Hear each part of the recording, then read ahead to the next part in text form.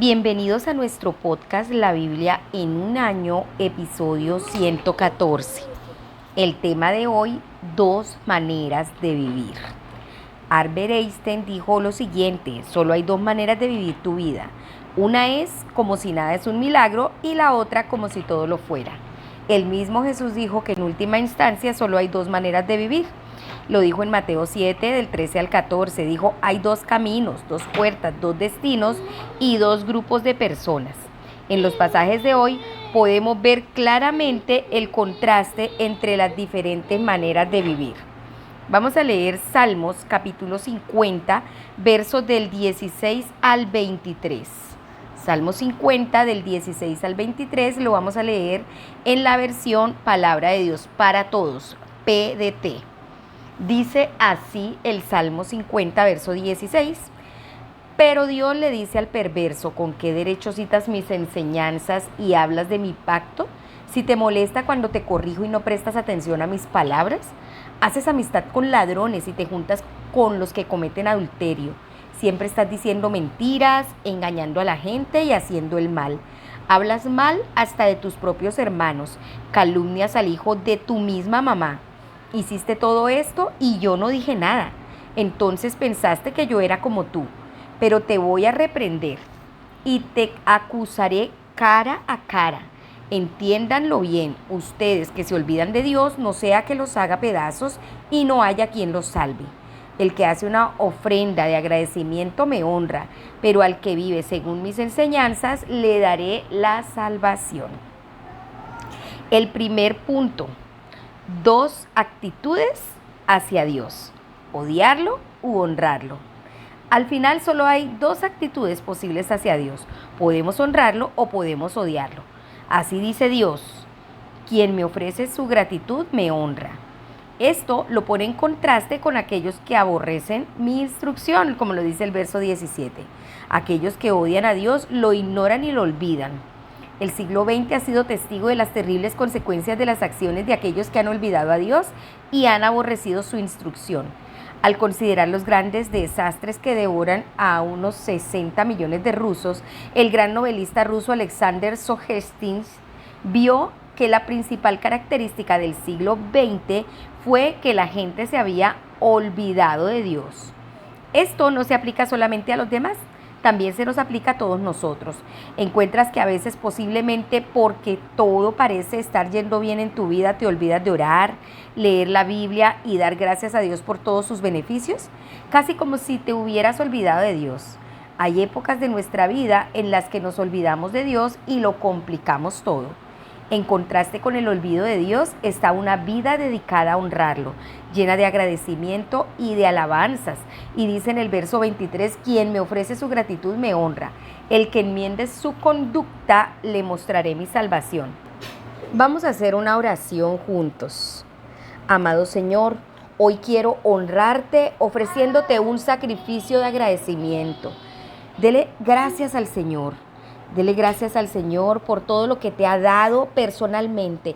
Empieza a agradecer por todas las bondades y los beneficios de Dios. No te fijes en lo que no tienes.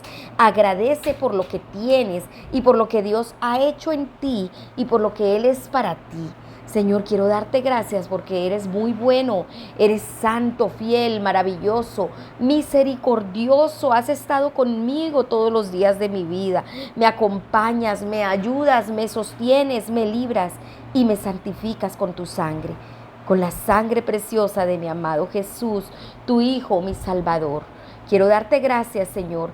Gracias también por el Espíritu Santo que siempre está conmigo. En el nombre de Jesús, amén. Ahora abra su Biblia en Lucas capítulo 22. Vamos a leer desde el verso 39 hasta el 62. Lucas 22 desde el verso 39 al 62 y seguimos con la misma versión, PDT. Jesús ora solo. Como de costumbre, Jesús salió de la ciudad al Monte de los Olivos y sus seguidores fueron con él. Al llegar ahí les dijo, oren para que no caigan en tentación. Entonces Jesús se alejó un poco de ellos, se arrodilló y oró. Padre, líbrame de esta copa, pero que no se haga mi voluntad, sino la tuya. Entonces apareció un ángel del cielo que fue enviado para darle fuerzas. Él estaba sufriendo mucho y oraba con fervor. El sudor era como gotas de sangre que caían al suelo. Cuando Jesús terminó de orar, fue a donde estaban sus seguidores. Se quedaron dormidos, vencidos de tristeza. Jesús les dijo: ¿por qué están durmiendo? Levántense y oren para que no caigan en tentación. Arresto de Jesús. Mientras Jesús estaba hablando, llegó allí mucha gente. Los guiaba uno de los 12 apóstoles llamado Judas. Él se acercó a Jesús para saludarlo con un beso. Pero Jesús le dijo: Judas, ¿con un beso traicionas al Hijo del Hombre?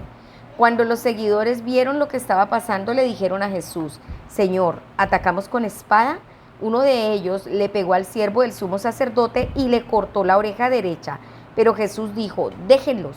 Entonces Jesús le tocó la oreja al siervo y lo sanó.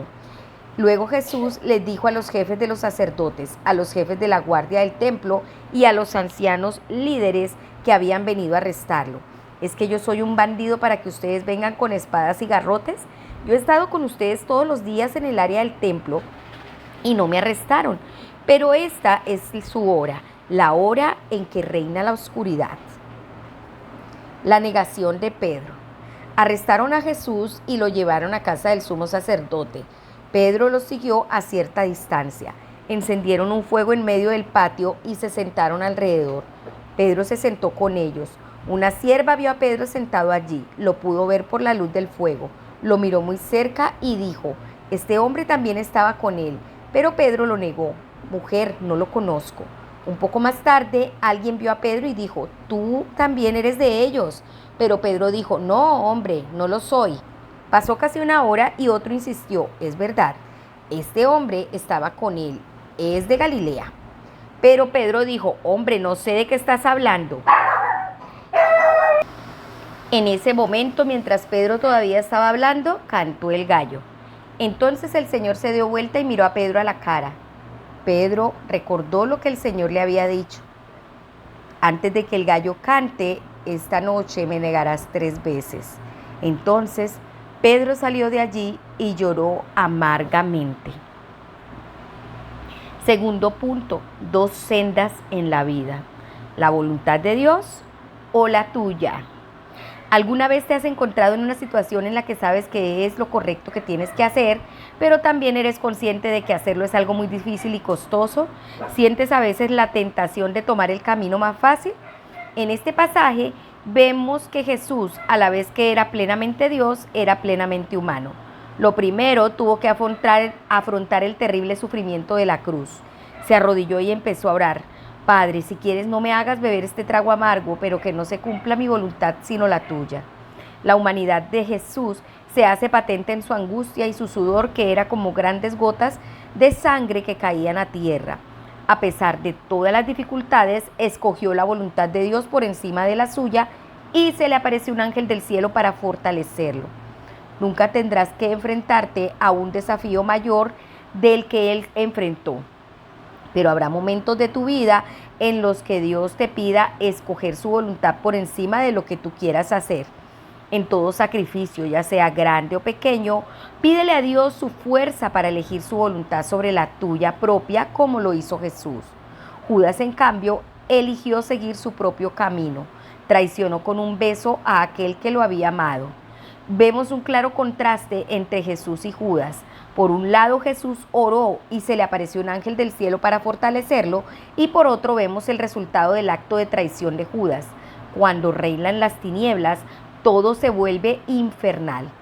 Si, al igual que yo, sientes que nunca podrás llegar a ser como Jesús, pero por nada te quieres parecer a Judas, entonces Pedro es el que nos da esperanza a todos.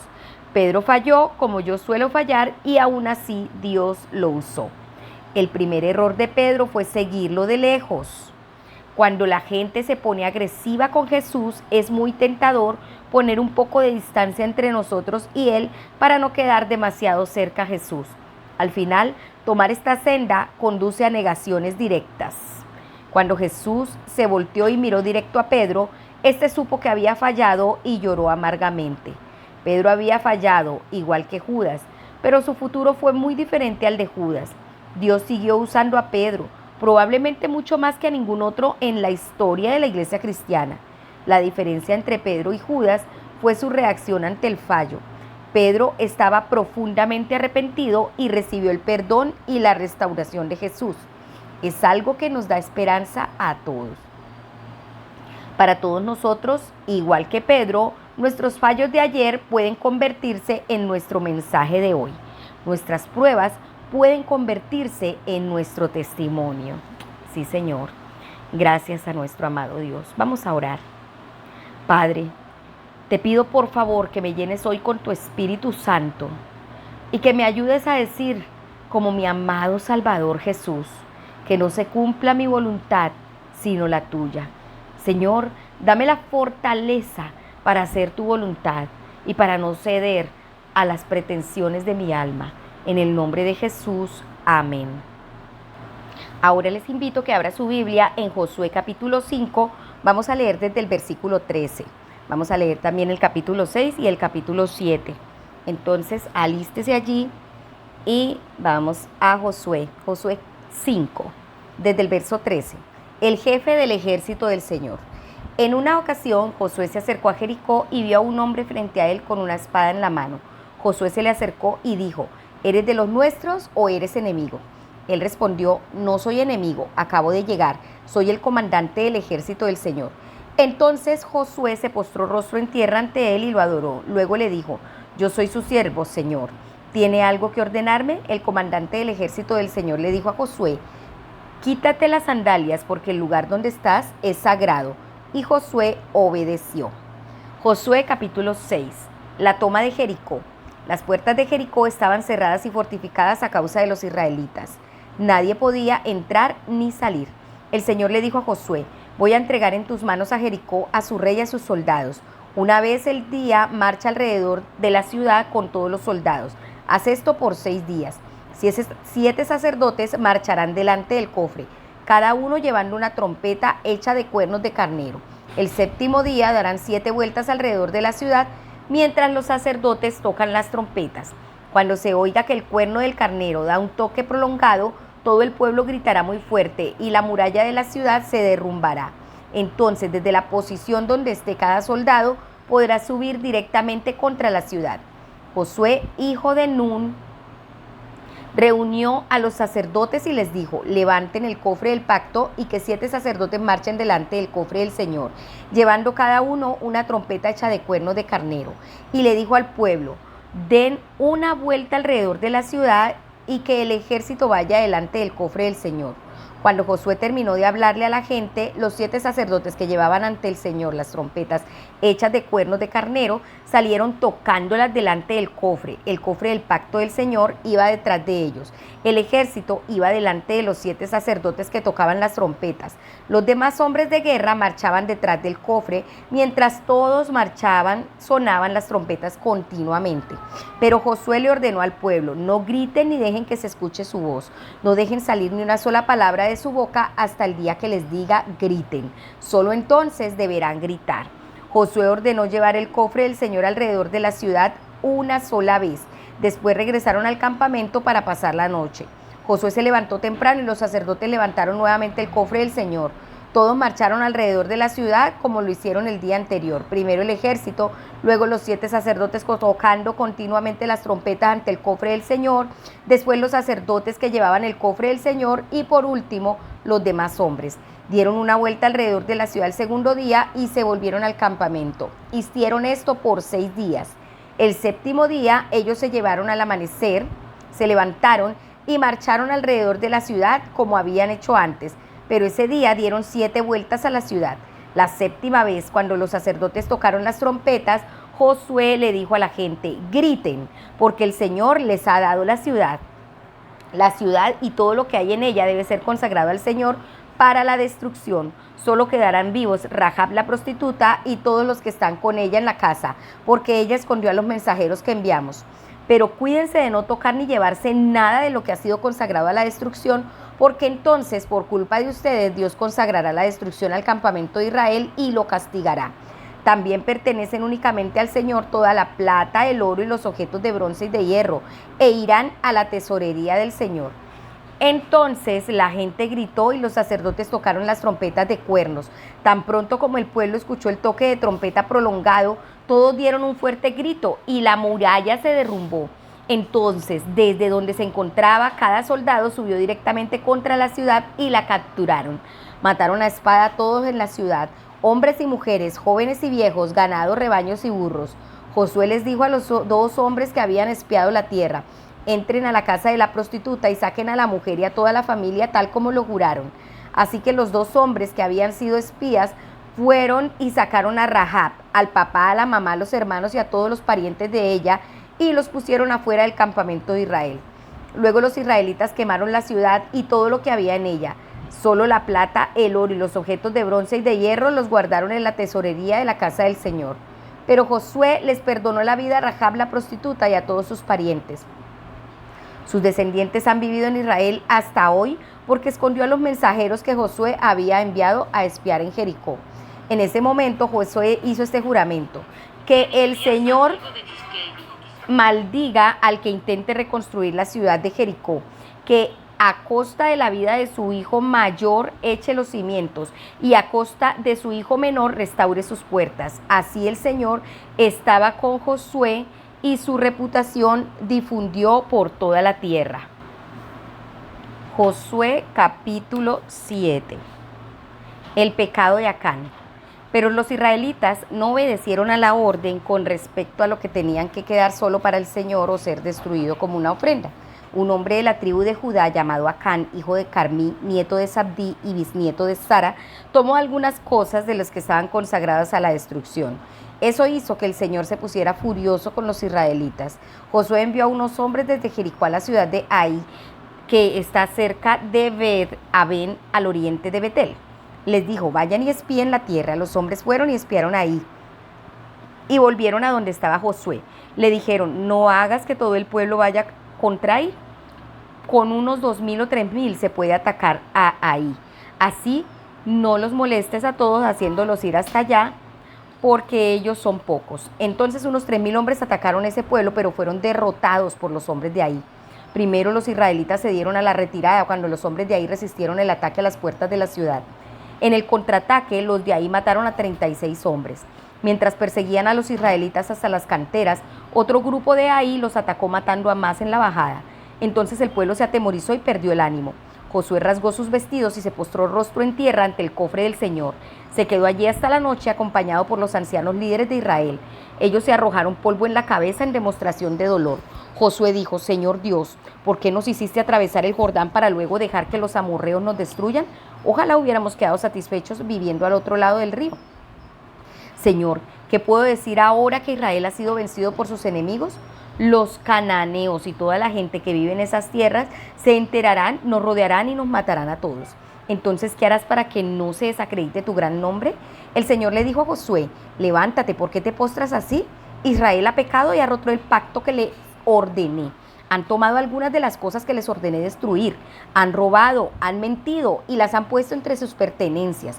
Por eso los israelitas no son capaces de enfrentar a sus enemigos, sino que huyen de ellos porque han actuado mal y han sido condenados a la destrucción.